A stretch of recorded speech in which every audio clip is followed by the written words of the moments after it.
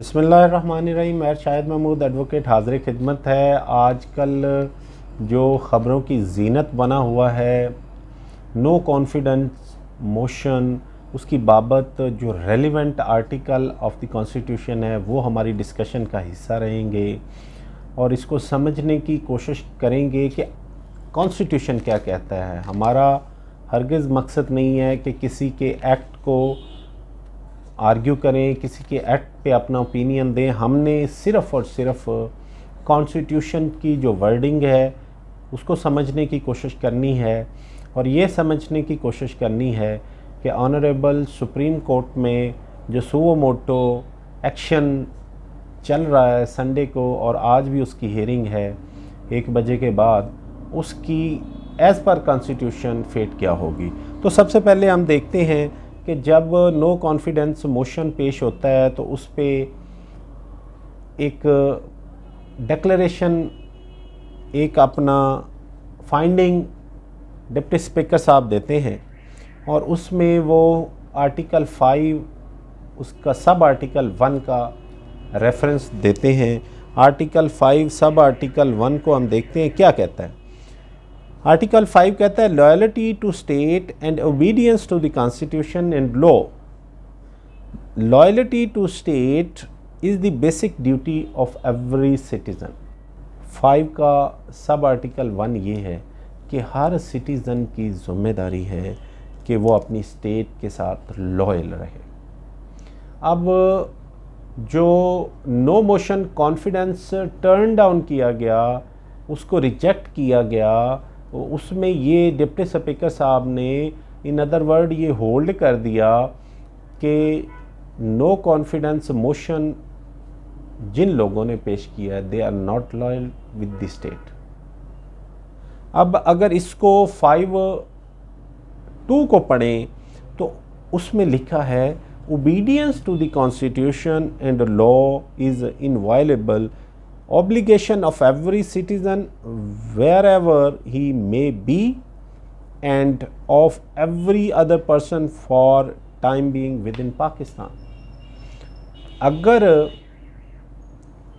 Article 1 है तो सब आर्टिकल 1 है तो सब आर्टिकल 2 भी उसी आर्टिकल 5 का हिस्सा है। सब आर्टिकल 2 कहता है कि इस कॉन्स्टिट्यूशन की ओबीडियंस हर एक सिटीज़न पे उसकी पाबंदी है, उसको ओबे करना है, उसकी वायलेशन नहीं करनी।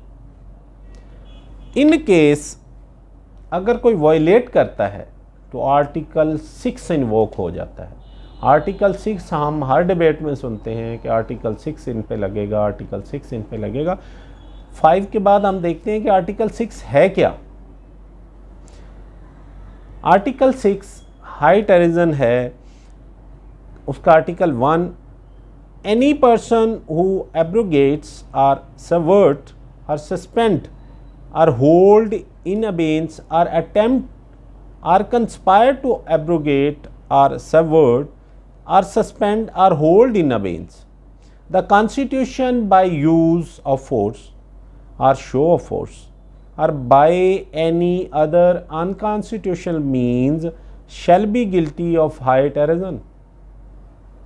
आगे सब्सिक्वेंट आर्टिकल 2, 2A और 3 इस आर्टिकल 6 का, वो हम मैटर इन इशू इस वक्त नहीं है, उसको हम नहीं डिस्कस करेंगे। आर्टिकल 6 सब आर्टिकल A में जो पर्सन, जो शख्स इस आइन को वायलेट करेगा, इन सिंपल वर्ड, उसकी गिवन डायरेक्शन पे नहीं चलेगा, उसको वायलेट करेगा, उसको तोड़ेगा किसी भी तरीके से, bye any other unconstitutional mean, he shell be guilty of a high terrorism.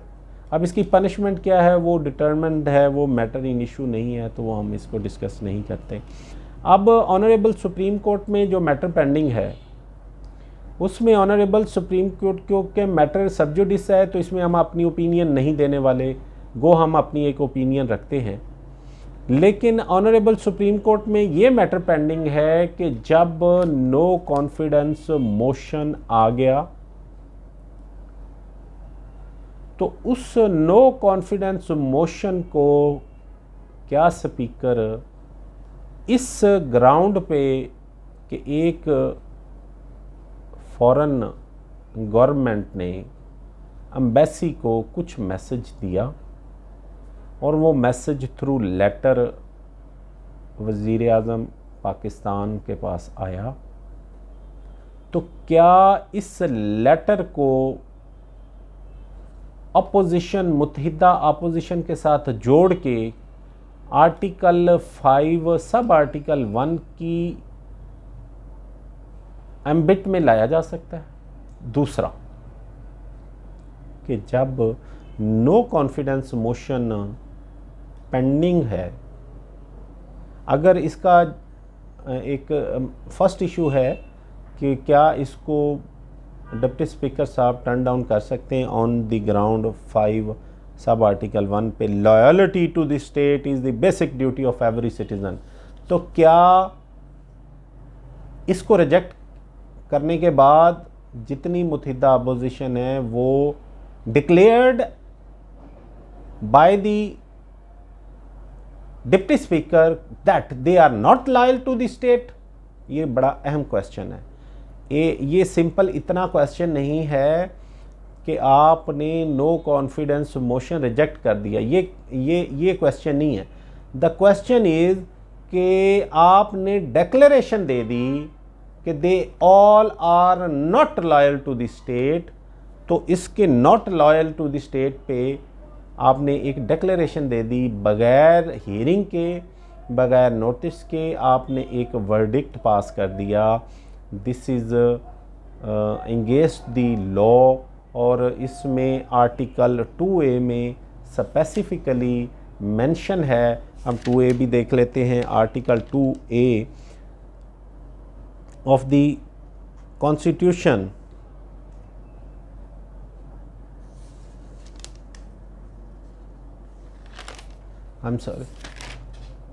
Article 10A, article 10A इसमें क्लियर है, तो आर्टिकल 10A हम देख लेते हैं। इसको रेड विद आपने 5 सब आर्टिकल 1 के साथ पढ़ना है। Article 10A for right to fair trial for the determination of his civil rights and obligation और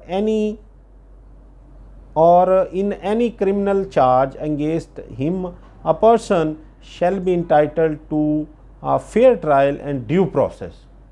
फेयर ट्रायल और ड्यू प्रोसेस आपने देना है। आपने 5(1) में उनको डिसलॉयल डिक्लेयर कर दिया और आपने जो है वो नो कॉन्फिडेंस मोशन रिजेक्ट नहीं की, आपने सारी मुत्तहिदा अपोजिशन को डिसलॉयल डिक्लेयर कर दिया है। अब सेकंड क्वेश्चन इसमें आ जाएगा कि जब अगर ये स्पीकर, डिप्टी स्पीकर ये नहीं डिक्लेयर कर सकता था, तो फिर क्या prime minister of Pakistan during the pendency of no confidence motion असम्बलियाँ तोड़ सकते हैं? अब इसमें जो सेकंड, एज पर कॉन्स्टिट्यूशन जब नो कॉन्फिडेंस मोशन पेंडिंग हो तो प्राइम मिनिस्टर असम्बलियाँ नहीं तोड़ सकता। अब हम देखते हैं कि जो सुप्रीम कोर्ट क्या इस मैटर में इंटरफेयर कर सकती है। आर्टिकल 69 बड़ा रेलिवेंट है। Court not to inquire into the proceeding of Majlis Shoora parliament. किन हालात में? आर्टिकल 1 सब आर्टिकल 1 है 69 का, the validity of any proceeding in Majlis Shoora parliament shall not be called in question on the ground of any irregularity of procedure. तो जो इसको debate में रखा जा रहा है कि सुप्रीम कोर्ट इसकी प्रोसीडिंग को देख ही नहीं सकती, तो मिसकंसीव्ड है।